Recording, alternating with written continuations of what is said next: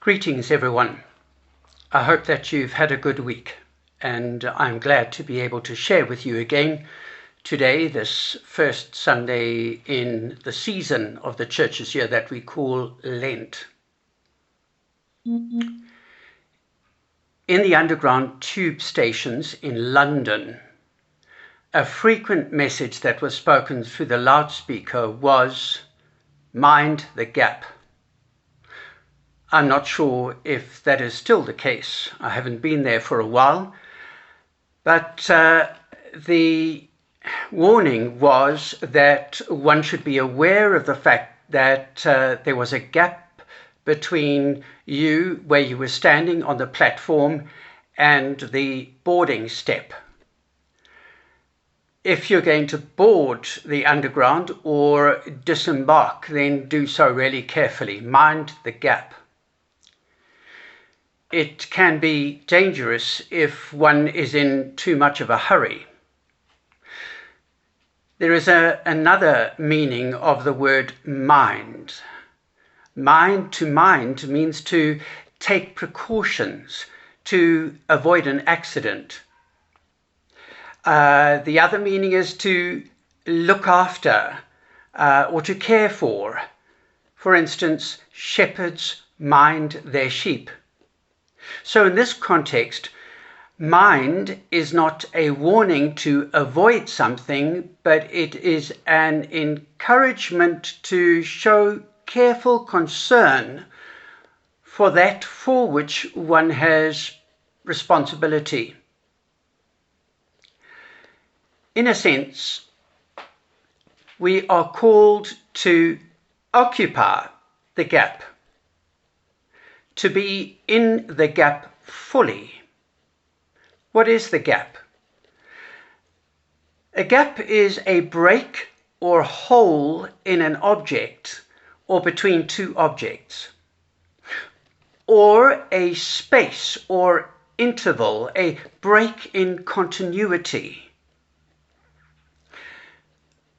A common expression these days is to take the gap, suggesting that a sudden opportunity arises and one should really seize that opportunity.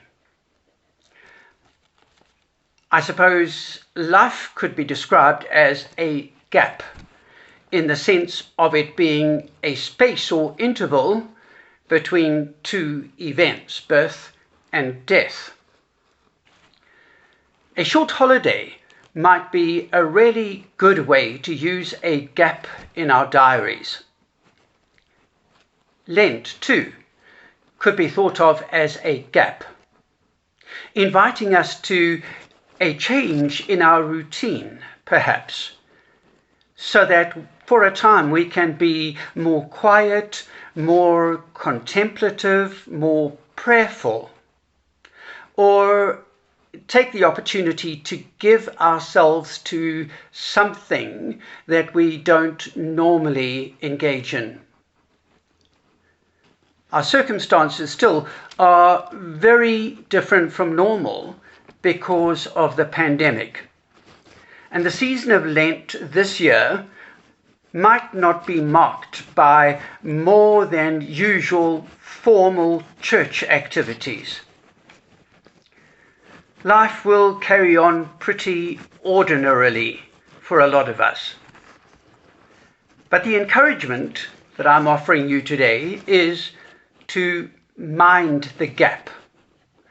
And when I say mind the gap, not avoid the gap, but take the gap.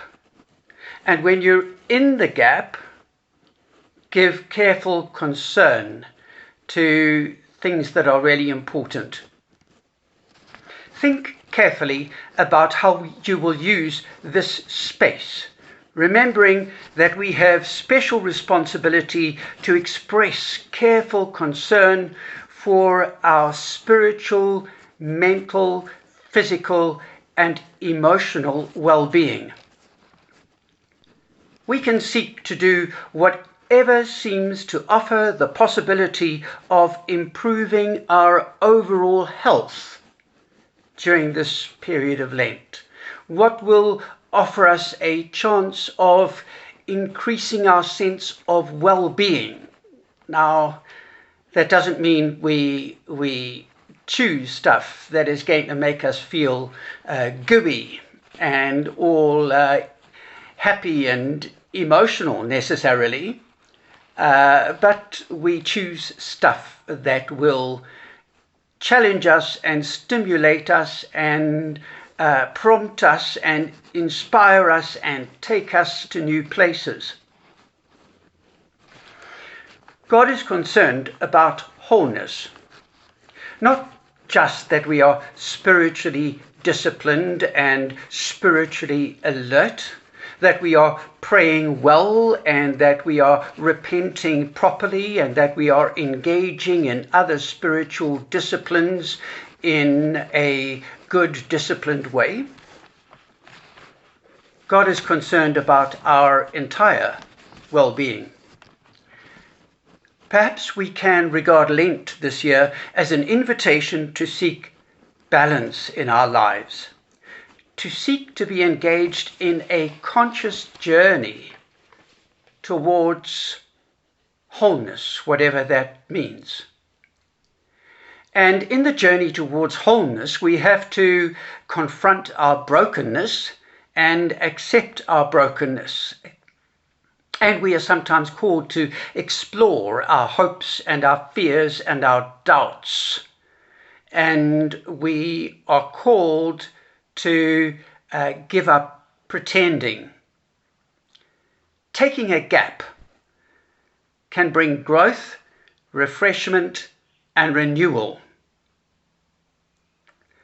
Sometimes taking a nap is really good for us too. But take a nap and then take the gap. Mostly the expression taking the gap has got positive connotations, like having a gap year after matric or taking a sabbatical from work. For Jesus, there was a gap between his baptism, just before he started his public ministry, and the actual start of his public ministry. And we know he was baptized at the age of 30, and we know that he started his public ministry 40 days after his baptism, because immediately after being baptized, we read, and the Spirit immediately drove him, Jesus, into the wilderness, where he was tempted for 40 days.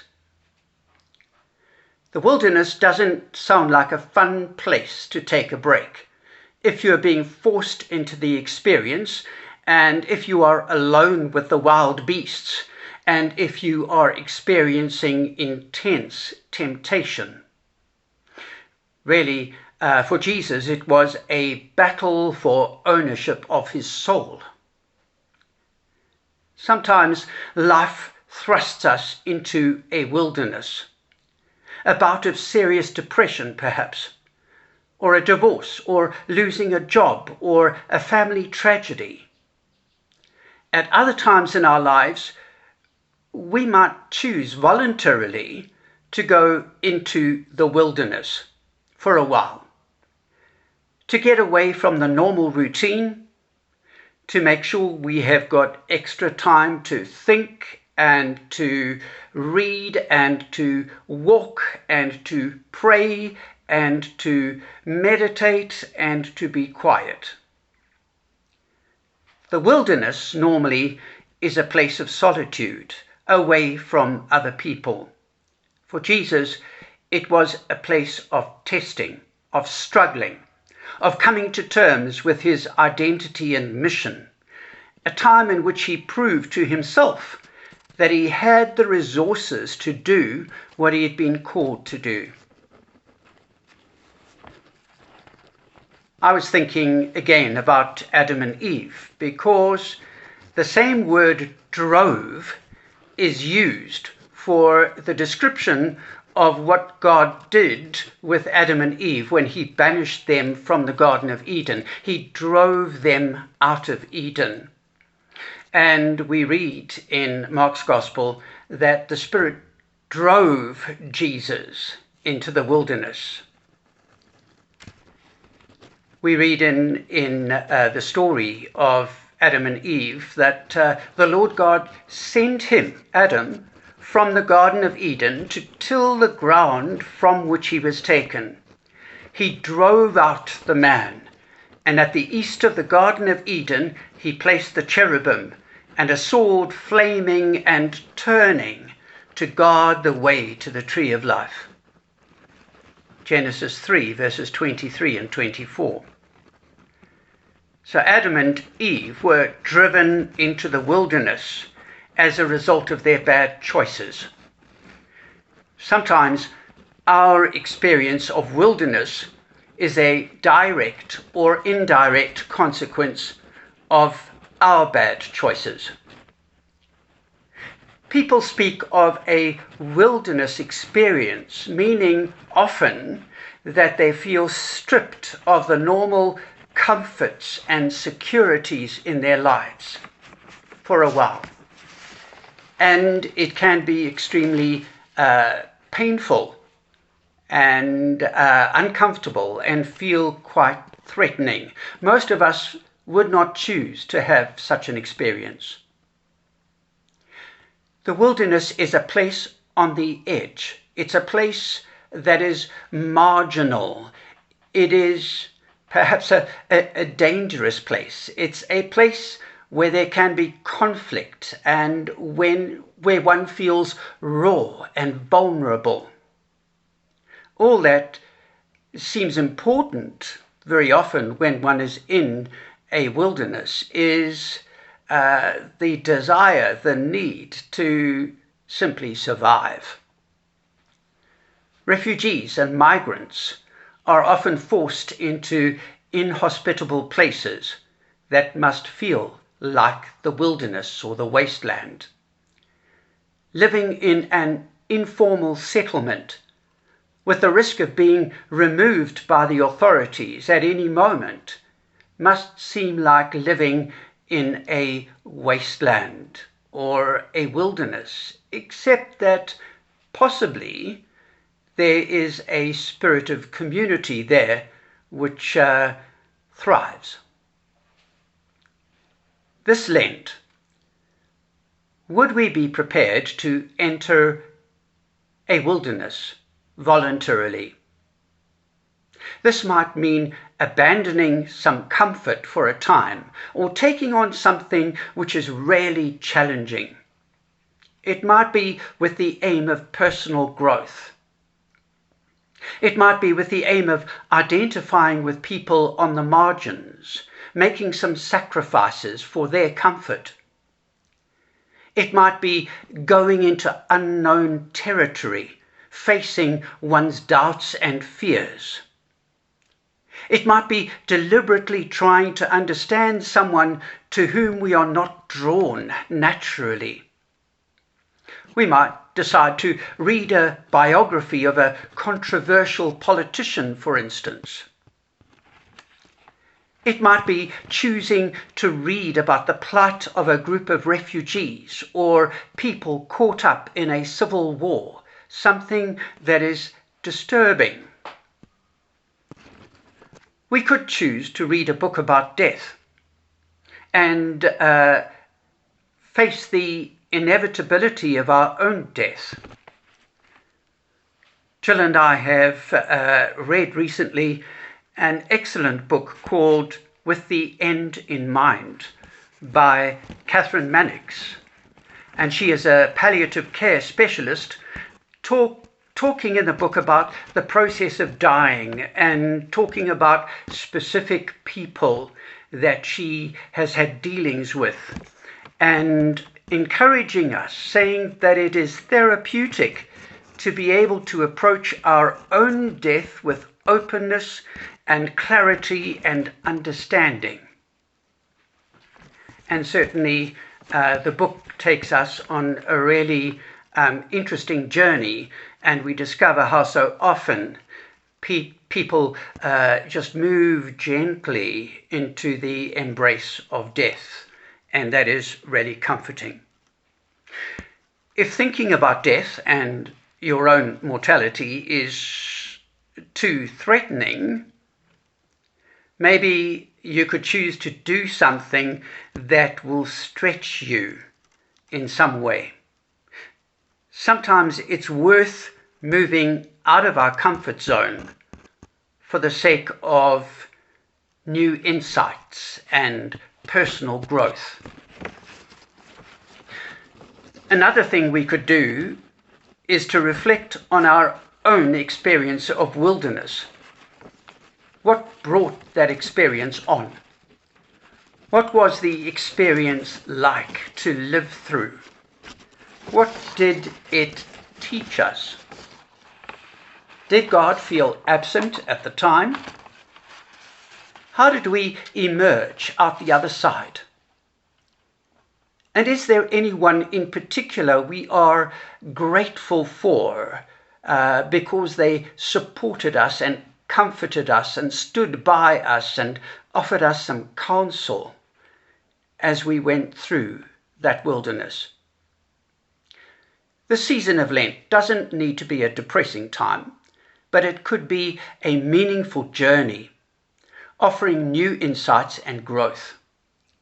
Jesus emerged from the wilderness so much stronger, more mature, with clearer vision, more resolute. Perhaps it is helpful not to think of Jesus dealing with a devil out there, but rather facing all the desires and temptations in here that we all experience. So it was a fierce internal battle when Jesus was forced to encounter stuff inside himself that could destroy him. Being fully human, Jesus must have had to contend with raging emotions. The normal desires and hopes and fears of normal human beings. So, in conclusion, instead of avoiding the gap that is Lent, are we brave enough to enter into the gap, to explore a bit, even if it feels like groping around in the dark, not sure what we will find there? Take the gap, folks. And when you are in it, be ready for a roller coaster ride. Maybe. It might be fun. It might be scary. It might be filled with new thoughts and experiences. We might be able to get to know ourselves better. Are we ready for a journey? Amen. And God bless.